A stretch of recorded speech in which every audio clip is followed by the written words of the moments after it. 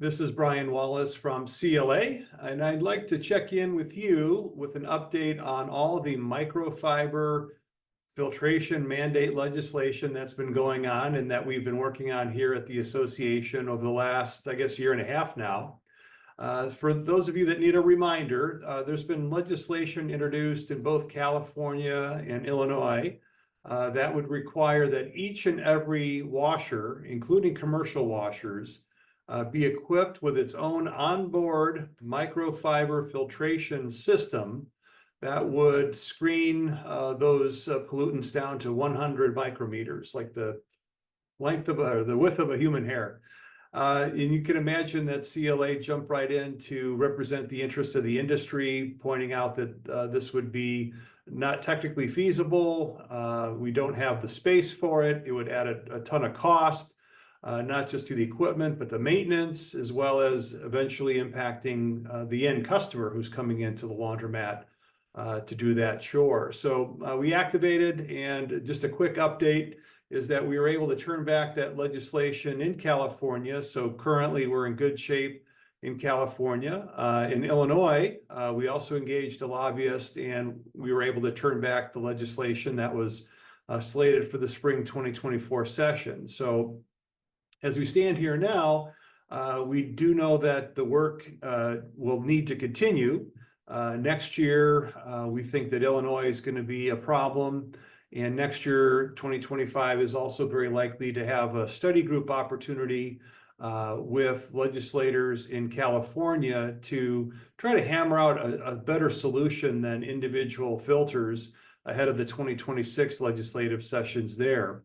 And we all know that it's entirely possible that other states will pop up with this type of legislation. But to this point, we're very fortunate. We've been able to pull together, not just within the laundromat industry, but reaching out to other industry associations that would also have members affected by this. And we've been able to mount an effective response to this point, which brings me to the other topic I wanted to cover beyond the update, which is a huge, huge thank you to a couple of our key vendor members who have stepped in to provide some additional funding to make sure that we can afford to continue making this case where we need to on behalf of the industry.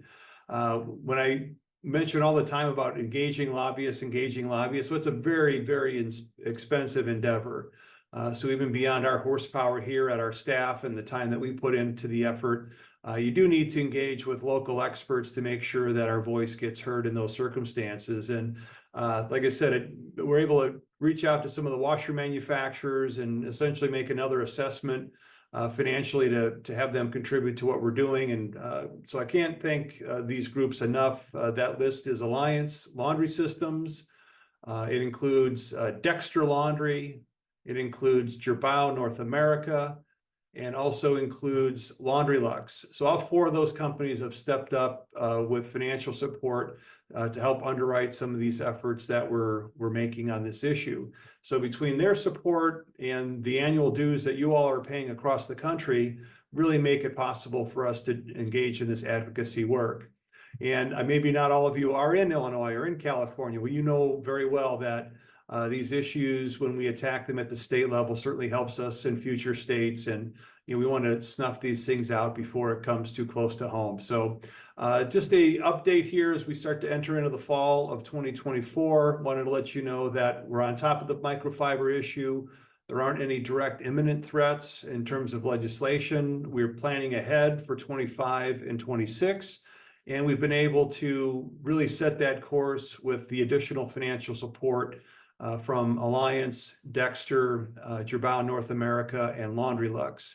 And we look forward to your participation. Just by paying those dues every year really helps us underwrite these efforts. So I'll get back to you as updates might be necessary, but in the meantime, let's continue to work together as an industry to stave off any negative legislation that could impact our industry. And we'll talk to you next time.